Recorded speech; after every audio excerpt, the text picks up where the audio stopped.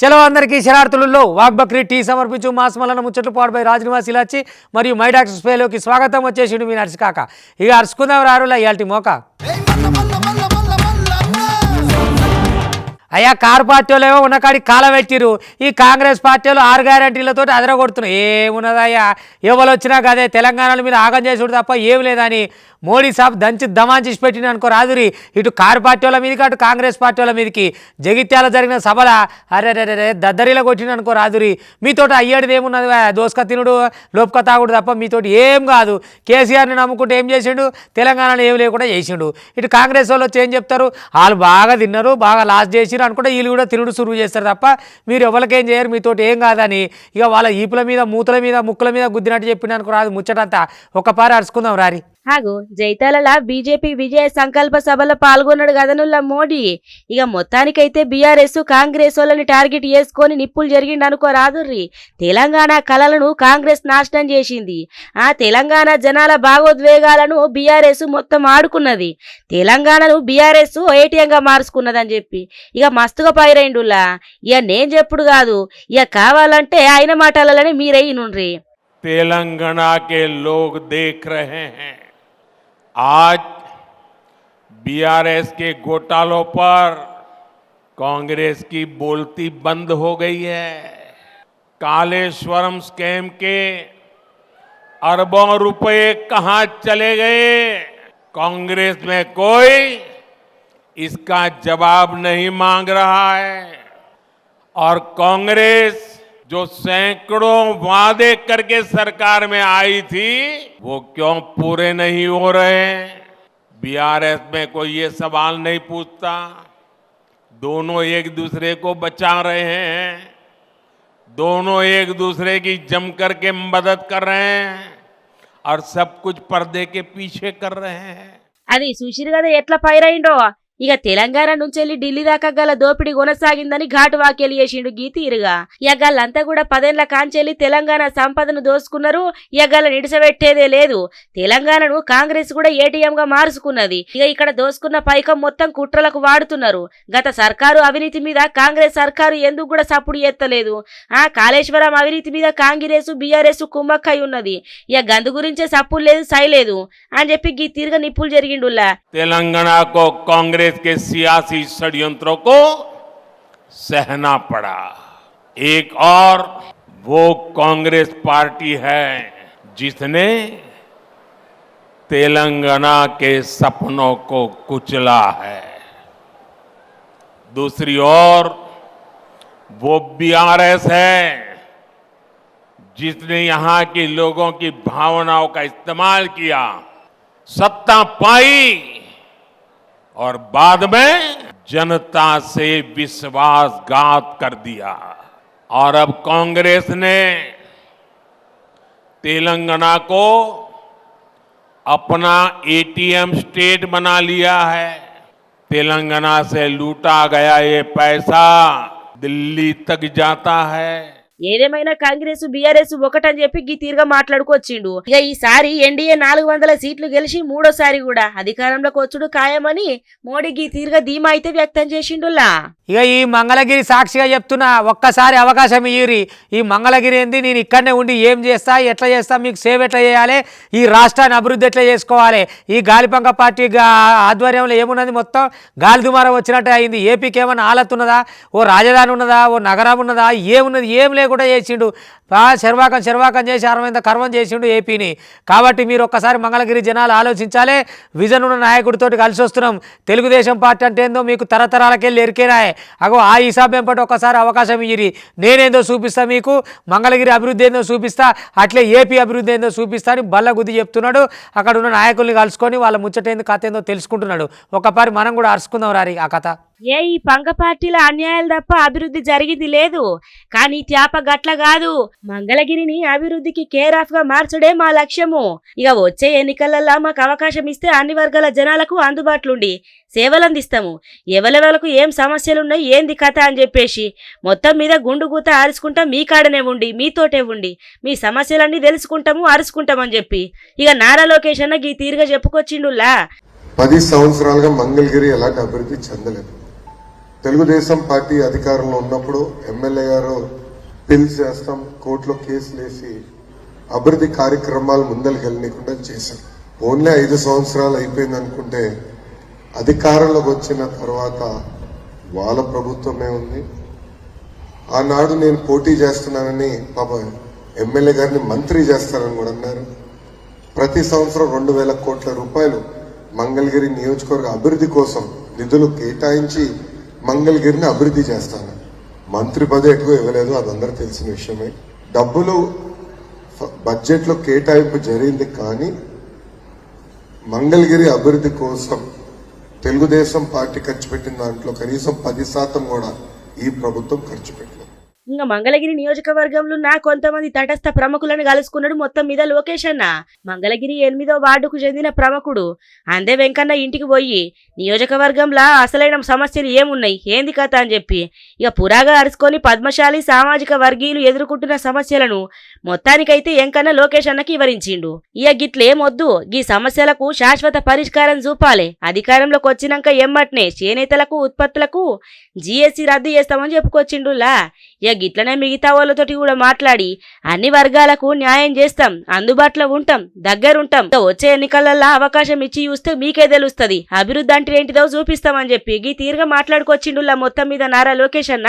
అయ్యో ఏమైందిలా, governor Tamilisai madam మొత్తానికి రాజీనామా చేసిందట కదా, ఎవలేమన్నారామని ఏం సంగతి వచ్చి నీ పాడుగాను గవర్నర్ మేడం ఎందుకు రాజీనామా చేసిందిలా అని పరిశాన్ కాకురులా. లోక్సభ ఓట్లు వస్తున్నాయి కదా, ఇక ఈడ రాజీనామా చేసి మా రాష్ట్రానికి పోతా, ఆడ నేను ఎంపీగా నిలబడేది ఉన్నదని చెప్పి ఇక ద్రౌపది మేడం ఉన్నది కదా, ఆమెకు ఉత్తరం రాసింది, అమ్మ నేను రాజీనామా చేస్తున్నా తెలంగాణ గవర్నర్గా, ఇక ఆడికి పోయి నిలబడతా అని చెప్పని అన్నదట. ఇక పార్టీలో నిర్ణయం ఏం తీసుకుంటారో ఏం సంగతో కానీ గవర్నర్ రాజీనామా అనగానే అందరు గద్దులోనికి రాయో 2019లో వచ్చింది మేడం, మంచిగా ముందల వాడు నడిచింది చేసింది, ఇప్పుడు ఉన్న పరంగా రాజీనామా ఎందుకు చేసింది, ఏ పార్టీలో కుట్ర చేసినా ఏందని పరిశాన్ కాకురి, ఆమంతటా ఆమె ఓట్లు వస్తున్నాయి కాబట్టి అలా రాష్ట్రానికి పోయి చేస్తుందట. ఇక అక్కడ కూడా గెలవాలి మేడం, ఆల్ ది బెస్ట్. అవును వద్దుగా నేనులా తెలంగాణ గవర్నర్ తమిళసై మేడము ఆమె పదవికి రాజీనామా చేసింది. ఇక ఇది ఒకటే కాదు, పుదుచ్చేరి లెఫ్టినెంట్ గవర్నర్ పదవికి కూడా ఆమె రాజీనామా చేసిందట. ఇక ఆమె రాజీనామా లేఖను రాష్ట్రపతి ద్రౌపది ముర్ము ఉన్నది కదా, ఇక ఆమెకు పంపించింది. మొత్తం మీద సౌందరరాజను తెలంగాణ గవర్నర్ గా 2019 సెప్టెంబర్ 8వ తారీఖు నాడు గవర్నర్ గా బాధ్యతలు చేపట్టింది. దాదాపు 4.5 ఏళ్లు ఆమె గవర్నర్ పదవిలో కొనసాగిందుల్లా. అంత మంచిగానే ఉన్న సమయంలో ముందు కూడా మంచిగానే పోయింది, పనులు కూడా మంచిగానే చేసిందన్న సమయంలో గిట్ల రాజీనామా చేసింది. మొత్తం మీద మరి ఎవలేమని అన్నారా ఏంది కథ అనంటే కాదు, ఇక వచ్చే పార్లమెంట్ ఎన్నికలు ఉన్నాయి కదా, ఇక గాముచ్చట మీదనే తమిళసై మేడము తమ సొంత రాష్ట్రమైన తమిళనాడు నుంచి ఎన్నికలలో బరిలో దిగుతున్నదట. ఇక లోక్సభకు పోటీ ఏయేతందుకు లైన్ క్లియర్ అవ్వడుతోటి తెలంగాణ గవర్నర్ పదవికి రాజీనామా చేసినట్లు ముచ్చటైతే వినబడుతున్నది. తెలంగాణ ప్రజలందరికీ ధన్యవాదాలు.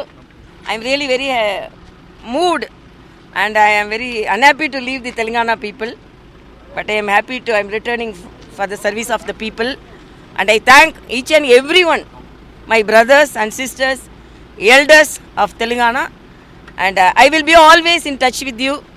Telangana days are very very memorable for me, and I am your sister ever. Thank you. Telangana governor పదవి కంటే ముందే ఆమె తమిళనాడు రాష్ట్ర బీజేపీ అధ్యక్షురాలుగా కూడా పనిచేసిందిలా. ఇక గవర్నర్ పదవికి రాజీనామా చేసి నా సొంత రాష్ట్రమైన తమిళనాడులో నేను ఎన్నికల్లో ఇప్పుడు నిలబడతా అని ముచ్చటైతే వినబడుతున్నదిగా మనకొచ్చినట్టు. అయితే తమిళసై మేడం లోక్సభ ఎన్నికలలో కన్యాకుమారి, చెన్నై సౌత్, తిరునల్వేలి నుంచి బరిలో దిగే అవకాశం కొడుతున్నది. కన్యాకుమారి తమిళసై సొంత జిల్లా, గంతేకాకుండా కన్యాకుమారి తిరునల్వేలిలో అధికంగా నాడారి ఓటు బ్యాంక్ ఉండుతోటి వీటిలలో ఏదో ఒక స్థానంలో తమిళసై మేడం పోటీ చేయబోతున్నట్లయితే బాగానే వినబడుతున్నది. మొత్తం మీద ఎలక్షన్ కమిషన్ అయితే జోరు మీద ఉన్నదిలా. ఇక ఎవరెవరైతే ఉల్లంఘన చేస్తారో, ఎవరెవరైతే రాజకీయ పార్టీలకు అండగుంటారో అసొంటి అధికారుల తోకలు మొత్తం కట్ చేస్తాం, ఏమి లేకుండా ఈకల కాంచెలు బోడగుడు కొట్టి అవతలకు పంపిస్తాం. మీరు మా లెక్కలు ఉంటే సరే, మీ లెక్కలు మీరున్నారనుకో, మీ లెక్క ఏందో తెలిసి అవతలకు పంపిస్తాం అంటున్నారు. ఇప్పటికే 5-6 రాష్ట్రాలలో కరాఖండిగా గట్టిగా ఉక్కుపాదం మోపిరట. ఇక ఇటు ఏపీలో కూడా అదే ఉన్నదట్టులా. ఇప్పటికే ఏపీలో గాలిపంక పార్టీ సర్కార్ ఆధ్వర్యంలో చాలా మంది అధికారులు ఎన్నికల కోడ్ ఉన్నా కూడా ఉల్లంఘిస్తున్నారు కదా. ఇక ఇటు కూడా అడిగేస్తాం, వాళ్ళ సంగతి కూడా చూస్తాం అంటున్నారట. చూడాలి మరి అసొంటోళ్ళు ఉంటే ఏడైతే చెప్పురి పక్కసాపలు కాలుస్తారా సర్కారు జనం సొమ్ము తినుకుంటా. అమ్మా చెయ్యరు సార్, మీరు గట్టే చెయ్యరు. ఆగో కొన్ని రాష్ట్రాల ప్రభుత్వాలకు ఎన్నికల కమిషన్ షాక్ ఇచ్చిందుల్లా 6 రాష్ట్రాల హోంశాఖ కార్యదర్శుల మీద బదిలీ ఏటేయాలని ఆదేశించింది. గుజరాత్, యూపీ, బీహార్, జార్ఖండ్, హిమాచల్ ప్రదేశ్, ఉత్తరాఖండ్ రాష్ట్రాల హోంశాఖ కార్యదర్శులను జల్దీనే తీసేయాలని చెప్పి ఆర్డర్లు కూడా ఇచ్చింది. మరి ఎన్నికల నిబంధనల విషయంలో ఈసీ రాజీ పడతలేదు. గండ్ల భాగంగా తాజా ఆదేశాలు ఇచ్చింది గంతే. ఇంకోరోకు పశ్చిమ బెంగాల్ డీజీపీ రాజీవ్ కుమార్ మీద కూడా ఈసీ బదిలీ ఏటి చేసింది. రాజీవ్ కుమార్ బెంగాల్ అధికార పార్టీ పెద్దలకు ఇక బాగా దగ్గర మనిషి అన్నట్టు ముచ్చట్లు వినబడ్డాయట. ఇక గా ముచ్చట మీదనే గిట్ల నడవది. ఇక ఎన్నికల సమయంలో మొత్తం నిబంధనలను ఉల్లంఘిస్తే గిట్లనే ఉంటది కథ అని చెప్పుకొస్తున్నది మరి ఈసీ. ఇక గా రాష్ట్రాలలోనే కాదు, గాలిపంక పార్టీ హయాంలా నిబంధనలను ఉల్లంఘించిన ముచ్చట్లకైతే లెక్కలేదు, ఎన్నో ఉన్నాయి. మరి ఎన్నికల సమయాలల్లా అధికారులను బదిలీ చేయకపోవుడు, దొంగ ఓట్ల ముచ్చట్ల ఉన్నతాధికారులు పట్టించుకోకుండా నిర్లక్ష్యం చేసుడుతో పాటు ఇక ఇంకొన్ని ముచ్చట్లల్లో రాష్ట్ర సర్కారు నిబంధనలకు నీళ్ళిడిసబెట్టింది. ఇక కొత్తగా 6 రాష్ట్రాలకు ఆదేశాలు ఇచ్చుడుతోటి ఇక రేపో మాపో ఏపీ మీద కూడా ఈసీ సీరియస్ గా దృష్టి పెట్టేటట్టే కొడుతున్నది చూడబోతుంటే. అయ్యా ఇక చూడరు ఈ రంగాల పరిపాలన తీరెట్లున్నదో. కోడుమూరులో వారం రోజుల సంది కనీసం కోళ్ళకు కూడా సాగుదామంటే సుక్క నీళ్లు దొరుకుతలేవు. ఇక జనాల సంగతి అయితే సరే వారం దినాల బట్టి తాగుదామంటే సుక్క నీళ్లు లేవు. ఏ నుంచి వెళ్ళి తెచ్చుకోవాలి, ఆడికి పోయి తెచ్చుకోవాలి. మా సమస్యలు ఎవరు పరిష్కరించాలని బిందెలు పట్టుకొని అమలక్కలంతా రోడ్డు ఎక్కిరు. ఇక చూడురు అగ్గిసోంటి పరిస్థితులలో ఉన్నాం మనం ఈ కాలంలో. అంటే ఓట్లప్పుడేమో ఏ వంకలు లేనట్టు వచ్చి వంగొంగి దండాలు పెట్టి కథలు చెప్తారు. ఇక గిసోంటి పరిస్థితులలోనే ఎవరు తోడుండరు. ఇక వాళ్ళ బాధ ఎవరికి పట్టాలి? జగరాలు పోయి పట్టిస్తావా? నీళ్ళు ఏడొస్తాయో నీ లొలిక్కున వారైతును. అమలక్కలు అయితే సాపించి పోస్తున్నారు. తాగుదామన్నా లేవా, తానానికి లేవా, కడుగుదామన్నా లేవా, ఏమిటికి లేవా? నీళ్ళు వారం దినాల సంది లేకపోతే ఎట సావాలే మేము అని మూకుమ్మడిగా బిందెలు పట్టుకొని రోడ్డు ఎక్కిరుగా. మరి అధికారులు ఏం చేస్తారో చూద్దామన్నారు. ఎక్కడి కష్టం ఎక్కడి కథనుల్లా తాగేతందుకు నీళ్ళు లేక మొత్తానికైతే అల్లాడిపోతున్నారు కర్నూలు జిల్లా వాసులు. కర్నూలు జిల్లా కోడమూరు మండలం గోరెంట్ల ఇక తాగునీటి సమస్య మస్తుగా పెరిగిపోయిందిలా. 6 దినాల కాంచెల్లి కుళాయిలకు తాగునీళ్లు రాకపోవడంతోటి ఇక మహిళలు ఆందోళనకు దిగిండ్రు. సచివాలయాన్ని ముట్టడించిన మహిళలు ఇక సిబ్బందితోటి వాగ్వాదానికి దిగిండ్రు అనుకోరాదుర్రి. దాదాపు 2 గంటలకు మీదుగా లొల్లి జోరుగా అయిందన్నట్టు. ఇక ఉన్నతాధికారులు రంగంలోకి దిగి నచ్చజెప్పుడుతోటి ఆందోళన సద్దుమణిగింది. గాని తాగేతందుకు నీళ్లు లేకపోతే ఎట్లా బతకాల చెప్పుండ్రి, కథ పాడైపోను. ముందుగాల మీరే చూడుండ్రి. పట్టించుకోవడంలే డైరెక్ట్ మేము కొలాయి తెచ్చుకుంటే మా కొలాయికే బుర్రలు పెట్టినారు. మళ్ళా అన్నిట్లోనూ వాళ్ళు ఇచ్చుకున్నారు. మేమేం తాగాల? రేపు పొద్దు ఓట్లు మీకు ఏమని వేయాల? మేము మీరు చెప్పండి అడిగేసుకున్నాము అని వాళ్ళు అంటారు. పోయి అలా చూసి వచ్చినాము, తెల్లవారిని ఇద్దట్లే కూడా చేసి వచ్చినాము.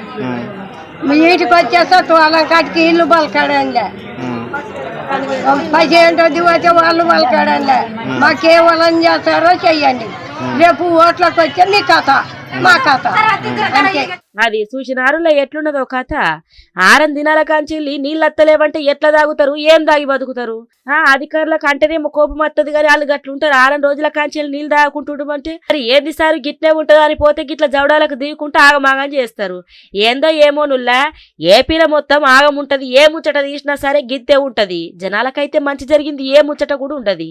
మరి జగ్గులు పుణ్యానా అని ఏపీలో గిట్లుంటున్నాయి సమస్యలు అని తాగుడు పోయబెట్ట కదరా. బూతు బంగ్లను అన్న తాగిరేమో తాగి ఆడనే పొర్రపోయిరా. మరి మీ ఇష్టం వచ్చినట్టు ఒరితే చుట్టుపక్కల వాళ్ళకి ఇబ్బంది కాదా?